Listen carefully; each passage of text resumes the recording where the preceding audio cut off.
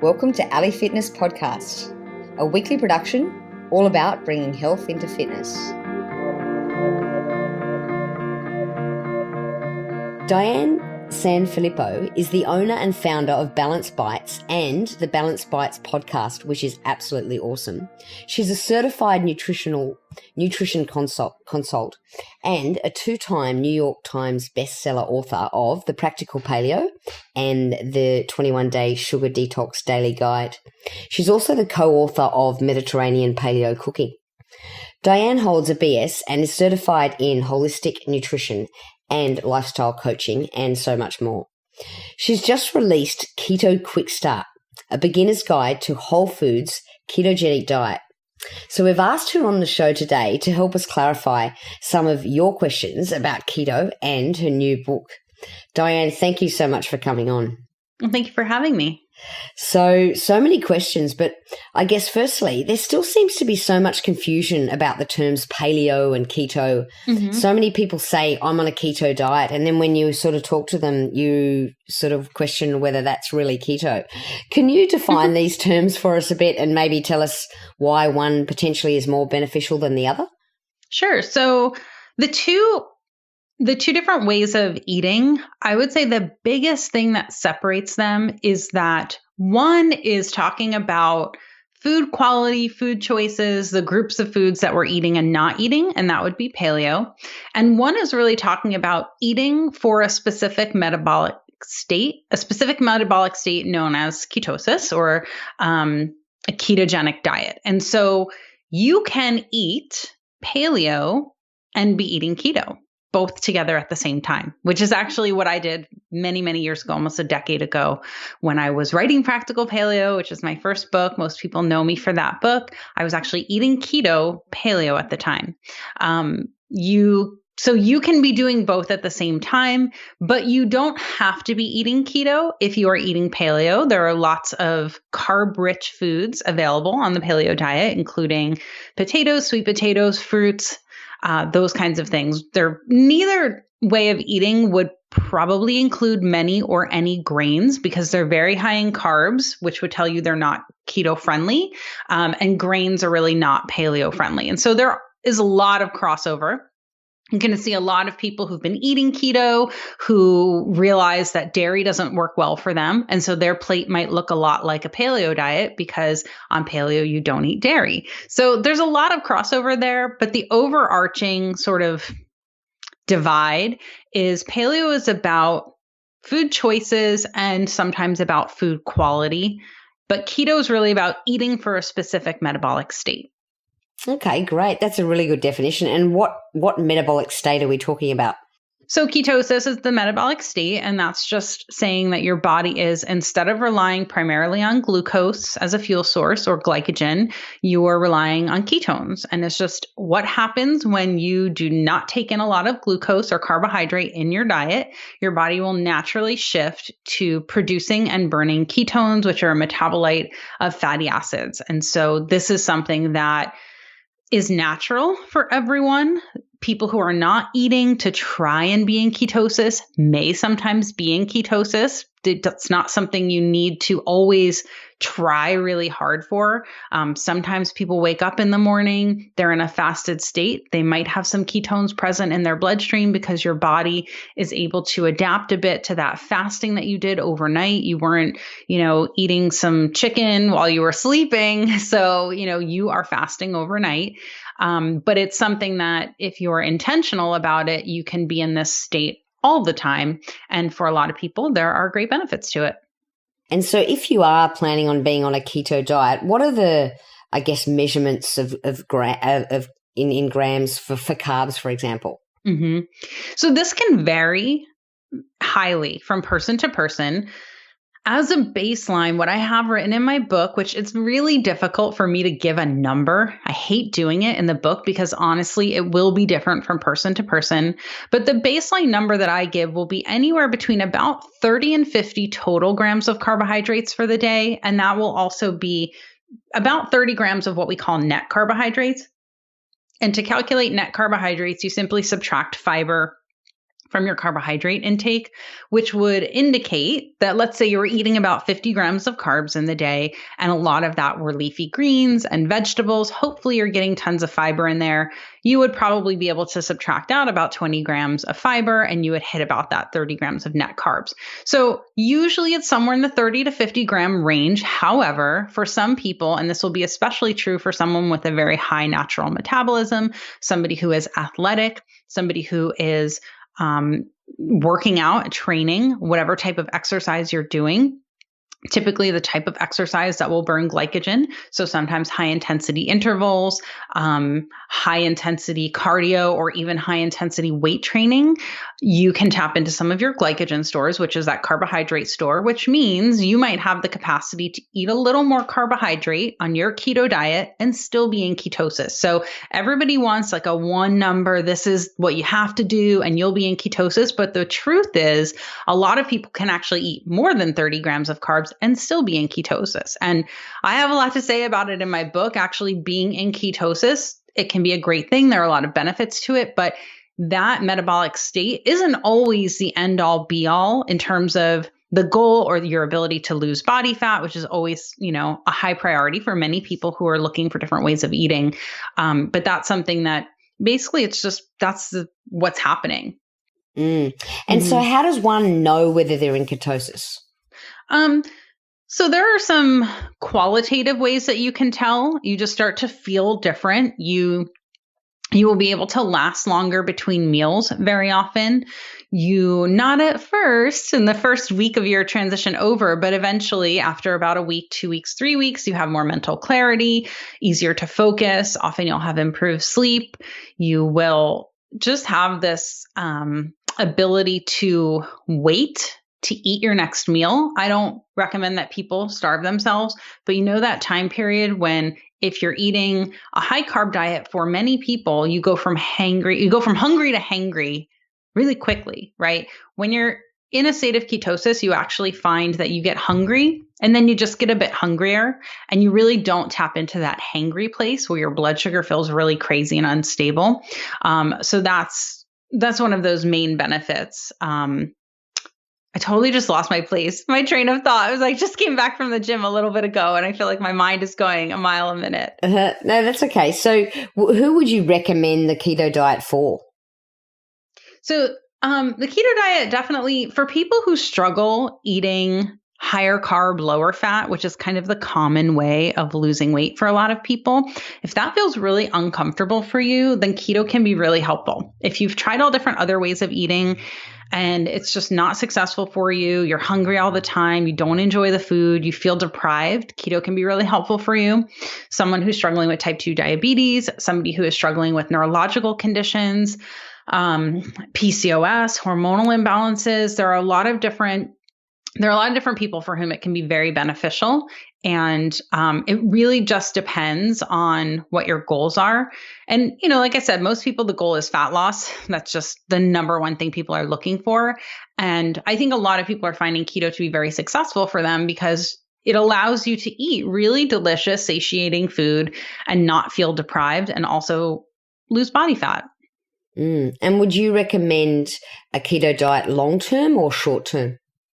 So I look at this in those two different ways, right? I teach people how to tackle this initially in the shorter term. And then I also teach people all this in the book, how to adapt things for the longer term, because I do think that there's great benefit to trying it for, let's just say 3 months. Have the experience, learn how to eat that way, see how your body feels.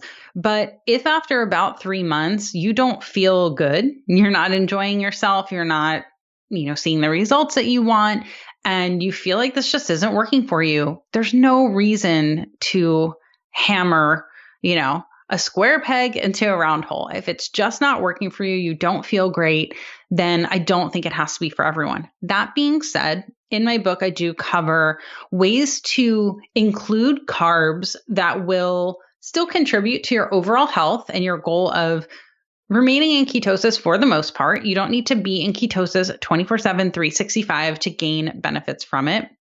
But for a lot of people, continuing it as more of a lifestyle means having a break now and then. And I don't consider it a cheat day. It's just more, you know what? If you do this 6 days a week, maybe there's one day a week that you're going to go out and you want to have dessert when you go out. And the truth is you might not feel that great after, but you probably didn't feel that great after, even if you were already eating lots of carbs.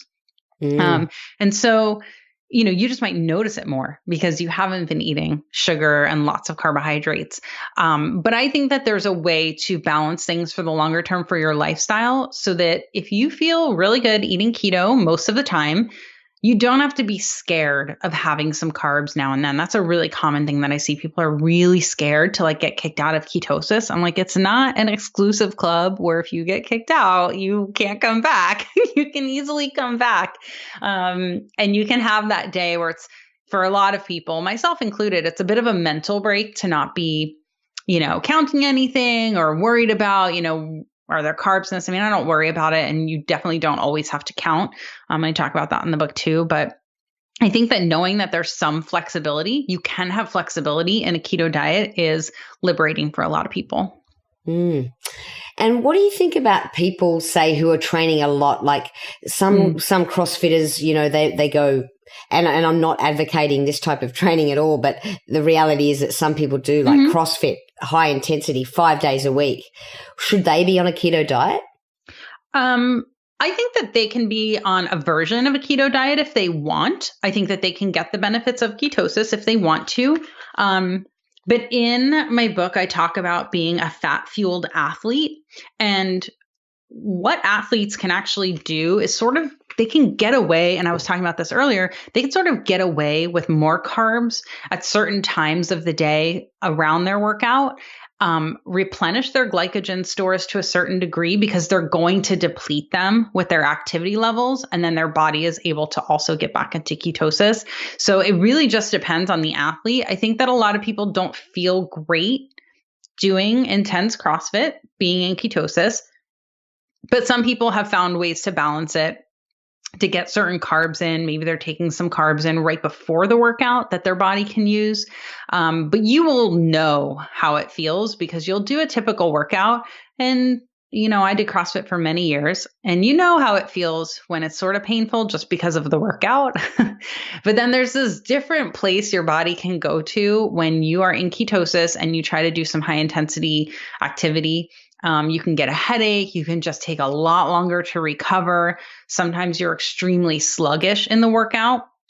You're close to last to finish when you might not have been before. You just find that you can't really move the same way. But I think that somebody who wants to do that can find a way to balance things, especially if let's just say, for example, this person has epilepsy and they want the neurological benefits of ketosis, but they also want to be able to do CrossFit. I think that you can balance your carbohydrate intake in a way so that it's fueling your athletics, but it's not overly fueling your body so that you can also get back into a state of ketosis. And I cover that in the book. And I think back to your point, Diane, it's probably about how many carbs you're having too. Being an athlete, you should be probably having more than the 30 to 50 that a lot of others are having.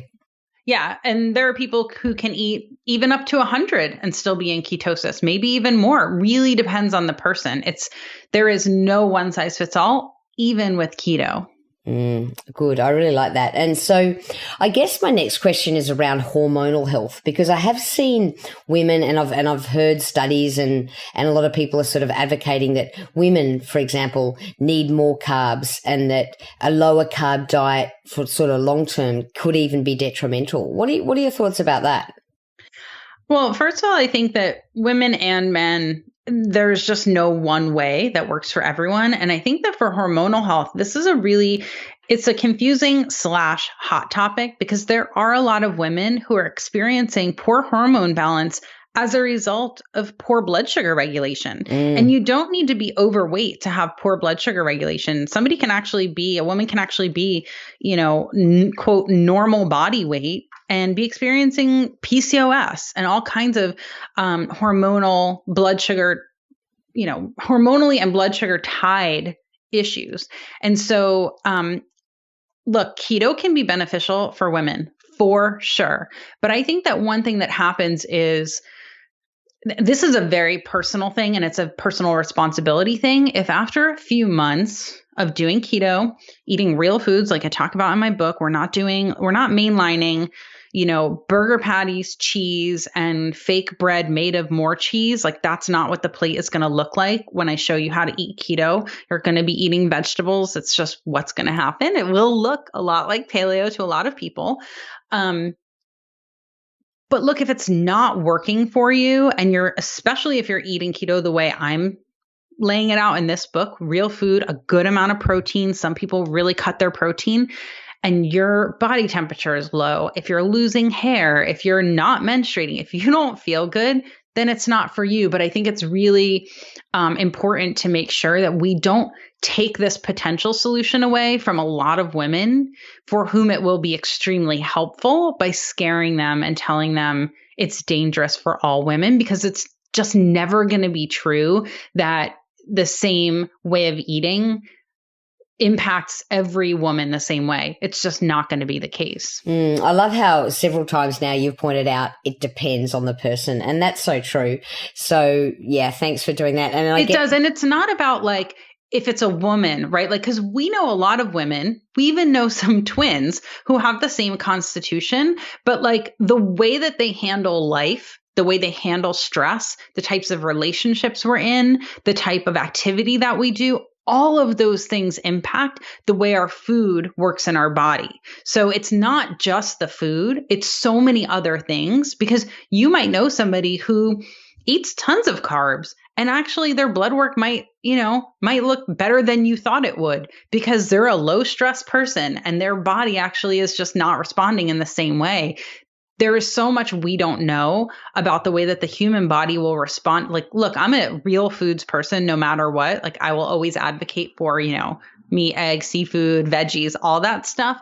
But we just don't know how the same diet impacts even identical twins, because their life and all these other factors, their trauma they've been through, emotional factors, all of that stuff does affect the way that our body handles our food. Awesome. Yeah. You've mentioned a couple of times now, whole foods, real foods. And it's quite exciting for me to hear that, because I've seen some sort of paleo cookbooks out there that I wouldn't really call whole foods and real foods. What's the emphasis on whole foods all about for you? I just think that there's not any reason why we should take a stance against carbohydrates, for example. Look, I'm not, as much as I'm going to teach about keto, because I want people to have good information if they're curious about this and this could be a solution for them. I'm not an anti-carb person, so I'm just going to put that out there. But I think that there is a really confused group of folks who think that eating keto is good for you regardless of what the food is, because you're in ketosis.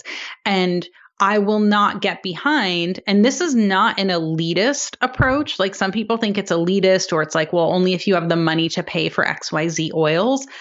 And I get it. Not everything is as affordable as some other things, but you will always be healthier eating butter than you will be eating GMO, refined, bleached, and deodorized canola oil.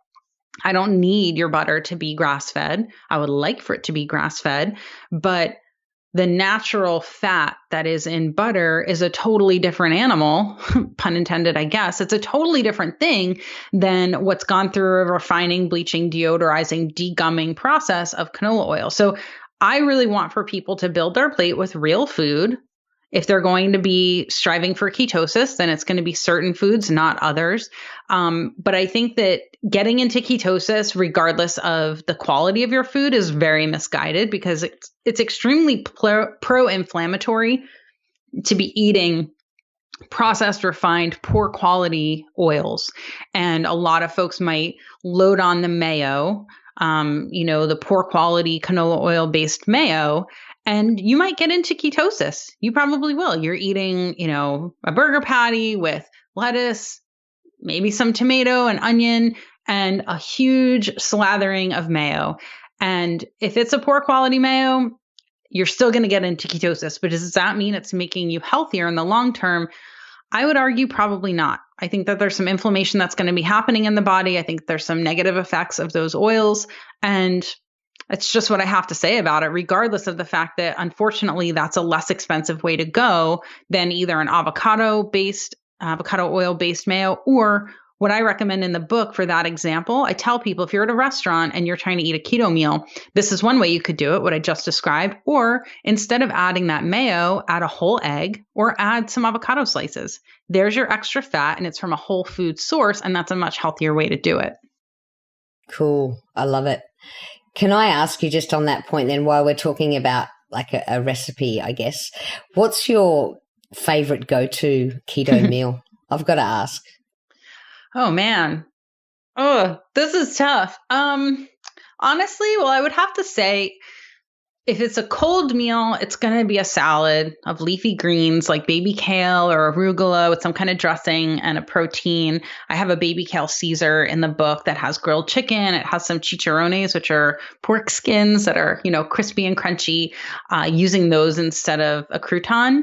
And I have a really delicious lemony Caesar dressing that's just one of my favorite things to eat. I love salads because when I'm feeling super lazy about cooking vegetables, I can just throw together a big salad. And on the flip side of that, if I do, this is pretty much the same thing actually. So excuse me, but doing lettuce wraps, just taking ground meat, really easy, cooking it with some seasonings, throwing it into like a romaine lettuce boat, I guess I would call it, and putting some avocado and some hot sauce on there and some lemon juice. That's like a total go-to for me. Those are some really easy things. But in the book, I've got lots of recipes that rely on ground meat, really easy to find, really affordable cuts, whole chicken, like a whole, you marinate it overnight, which, it takes extra effort and forethought, but I promise it is worth it. You hit it on the grill for a few minutes and then throw it in the oven. This whole chicken, it is the best whole chicken ever. So those are all some good go-tos.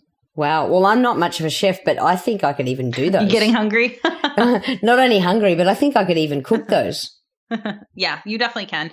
My recipes are all really, really simple, honestly. Awesome. So I've got to ask you, a couple of our listeners have asked me to ask you a few questions.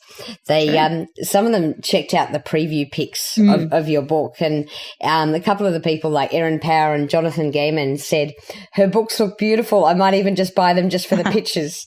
I don't even read cookbooks, but I'm just going to get them for the pictures. Well, I appreciate that. I shot all the photos, so thank you. Oh, you did the photos yourself? Yeah. Oh, wow. And Seth Longacre had a good question. He wanted to know what your approach is like with this book compared to, I guess, your previous book, the Practical Paleo. So how's it different to that? And then also, how's it different to so many other keto books in the space? So I'll address the keto book question first. I have thumbed through some of them. Back a couple of years ago, Leanne Vogel's book, The Keto Diet, came out, and I interviewed her for my podcast, the Balance Bites podcast. And so I had looked through it enough to, be able to have a good conversation about it. But I have not really spent a lot of time looking at other people's books, and especially not in the last year plus. As soon as I was thinking about writing a keto book, I wasn't looking at other people's books. So I can really only say that I probably, this is my assumption, I probably have fewer baked goods. And that's true of all of my books, honestly. It's true of Practical Paleo as well. I have one muffin recipe in this book and a pancake. And then the rest of my treats are mostly like no bake, refrigerated types of treats. I'm not much of a baker in general. I think that for the most part, my place in a nutrition education community is not to kind of give you what you want, but to give you what you need. And so for me, that doesn't usually mean baked goods and treats. I'm not a hater. Like, if you are a great baker, if you're not somebody who is opposed to using things like the replacement 1-for-1 sweeteners. I think there's one called Swerve, something like that. I'm just not into it. I don't buy that in my own house. So I'm not going to then just put it in the book because it happens to be keto. It's not what I do. And so I think that's probably one of the biggest differences. You're just not going to be getting a whole bunch of baked goods and treats from me because I just don't think that that's the best way to have a healthy diet, regardless of whether or not it's keto or paleo, et cetera. There's actually probably more baked goods in Practical Paleo than in this book. And that's saying a lot because there's only like probably 4 baked things in Practical Paleo in terms of like, a treat. But the other part of the question, how's it different from the book? Practical Paleo is a beast. So the second edition of that book is almost 500 pages. This book is 384 pages. It's a smaller trim size, meaning the actual dimensions of the book are a little bit smaller. I don't have therapeutic meal plans in this book, which is a really sort of a key part of Practical Paleo. If you're dealing with a specific health challenge, it's a very like nutrition consultant approach to eating paleo. It's not, I give you like a customized way to address health challenges, whether it's cancer, diabetes, heart health, liver detox, all of that in Practical Paleo. In Keto Quick Start, I address different health challenges very briefly, about a page for each kind of thing. I talk about how to adjust keto if you're dealing with an autoimmune condition, what types of foods you should be sure to include that are keto friendly, all of that. But it's a similar practical, easy to understand approach. If you had Practical Paleo and you enjoyed it, you're going to love this book, even if you're not eating keto, to be honest with you. My chapter on choosing healthy fats, I have never written about choosing fats in this way before. I've talked about it briefly in some places, but this is the most extensive chapter I've ever written on how to choose healthy fats. And I think that everyone who follows my work will absolutely love learning this. So, I've said it before about my Sugar Detox books where I'm like, you don't have to be on the detox to love this book and the recipes. I feel the same way about this book. I think this book is a great education about being in ketosis or about this whole lifestyle, but it's very much written for somebody who wants an understanding, but I'm not really dogmatic. Even in the book, I'm not like, keto is the only way to be healthy. It's the only way to lose weight. And I was never like that with Practical Paleo either. Like, I'm just non-dogmatic about it. I'm going to give you the facts. Do with them what you will. That's awesome. And I think you might have even answered this question almost, but one of your huge fans, one of my listeners, Christina Diaz, she says she's wondering, does this book cover why healthy oils are so important on keto and why eating clean is better than only carb counting? For those people that don't care about food quality and eat ranch dressing with canola oil because it's low carb. If so, I'm buying copies for all my in-laws for Christmas. It does. So one thing that I never do is kind of approach things from a scare tactic point of view. So in this chapter I was talking about, I really detail, and I'll tell you the main points, excuse me, of choosing healthy fats. The priority sort of hierarchy list that I go through in this chapter is it in a whole food? How is it made? What's the fatty acid composition and the stability? What is its source? And then what is its micronutrient content? So I do go over all of that. It's not like a medical education on the cellular response of your body to polyunsaturated fatty acids. So it's not that. But I'll tell you what, most people just need to know, why are these fats unhealthy? And yes, you will get that in this book. I think it was chapter 5. I'm like actually flipping through it. It's so nice to have a copy of it. Oh, yeah. So it's in chapter 5 of the book. And I really think that it'll be eye-opening for a lot of people. I do also talk in the book about what's going on in your body eating different foods and the real role that cholesterol plays, why a low carb, high fat diet works for fat loss. I am talking about saturated fat and cholesterol and like, what's the truth? So I am talking about all of that. It's all covered. I really think for people who have been scared of eating fat, I do think that this book will be really helpful, even if they don't want to eat keto. Like, you don't have to go to that level to understand the up and downsides of eating healthy fats, maybe more fat than you thought was, quote, healthy in the past, and a little bit less carb for sure. Great. And Diane, if we want a signed copy of the book, I believe you're doing a bit of a tour. Where can we find out where you'll be and when?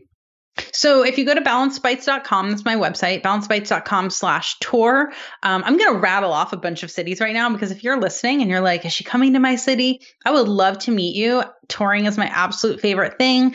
I love to answer questions. I talk about the book, but then I answer lots of questions and I sign all the books, take pictures of people who want, but I'll be in San Francisco, in Orange County, California, Boca Raton, Dallas, Houston, Los Angeles, Seattle, Portland, Washington, D.C., Charlotte, North Carolina, Las Vegas, Denver, Kansas City, and Phoenix. So it's a pretty extensive tour. I know we were joking. I might be in New York. I don't have an event there, but I might be there. I'm fingers crossed. I might get there might be some media exposures. We'll see what happens, but it'll be a pretty big tour and I'm really excited. I'm getting ready. I'm getting ready now. Excellent. And I believe you've got yourself a private jet to be able to get to all these places. Wouldn't that be so nice? It might come from Santa. But if I did, I would have a 40-city tour. I guarantee you that. That would be amazing. It's on my Christmas list. Yeah. So Diane, can I ask you maybe just, you're a wealth of knowledge when it comes to nutrition and health. Is there any, I don't know, I mean, I guess there's so many things that you could say, but is there any one thing that you could say to our listeners who mostly fit, maybe not quite healthy, but getting there? What would you say? Ooh. Putting you on the spot, I realize. Yeah. Apart from buy my book. I think focusing on real food is important. I would say to try different things and not get stuck thinking that one way is the right way. Of all things that I might not agree with or not push people towards, I am not an advocate for only plant-based eating. I think that eating tons of veggies is great. I think that avoiding animal foods is misguided. So at the very least, please eat fish and eggs and maybe a tiny bit of red meat to get some things that you're not getting elsewhere. But I really think that it's important to give yourself some grace and let yourself figure out what feels best for you. I have been doing this for more than a decade. I have tried many different things so that I could kind of experiment on myself. And over the years, I've found that generally eating low carb most of the time, maybe keto, feels the best for me. But is it the most enjoyable all the time when there's something I want to eat that has carbs? No. So I find a way to balance that. And I think that that's okay. I think everybody needs to know that this is not about being religious. Nobody is going to be the keto or paleo police going to come after you. Even if you want to eat mostly plant-based and you want to eat some animal foods, I mean, just surrounding yourself with people who are supportive and not worrying that someone's going to want to label you. And then the second you eat something that's not under that label, there's like a problem. I just really think all of that stuff is, I don't know if I would say dangerous. It's just not helping anyone if you get really dogmatic about things. So that's why I've written books that are kind of in these different genres, right? I've got Practical Paleo, Sugar Detox, Keto book. There's a lot of ways to approach health, and it might take you a while to find the right one for you. So just keep going. Just keep going. That's a really good bit of advice, because so many people get dogmatic and want to be classed as a certain thing, or they try something and then automatically their friends and family pigeonhole them into a certain category. And it's nice that you've explored all the different categories to show that, hang on, you don't actually have to stick yourself in a category. For sure. That's awesome. And Diane, do you have a tattoo? I don't. I ask everyone that question, so don't worry. But that's a fun question. Why not? I'm not the biggest fan of needles, and I've never felt that permanent about something to wear on my body all the time. So you wouldn't get a paleo/keto tattoo? No, I'm not against them though. I think they're beautiful. I love seeing them on other people. I love hearing the stories behind them. But no, just was never my thing. No problem. Cool. Look, thanks again for coming on, and can't wait for your tour. I'm sure lots of people will come and meet you and get a signed copy. Yes, it'll be really fun. And hey, if you can't come to a tour stop, no worries. You can check out the book on Amazon, anywhere books are sold. Target and Costco should have it right at the beginning of the year as well. And come follow me on Instagram, just at my name, at Diane Sanfilippo. Excellent. And we'll put all of that in the show notes, including the tour timetable. Thank you. Thank you so much.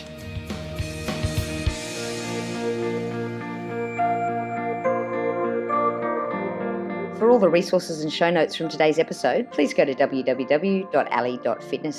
If you liked today's episode, please show your appreciation by going to iTunes, give us a 5-star review and subscribe.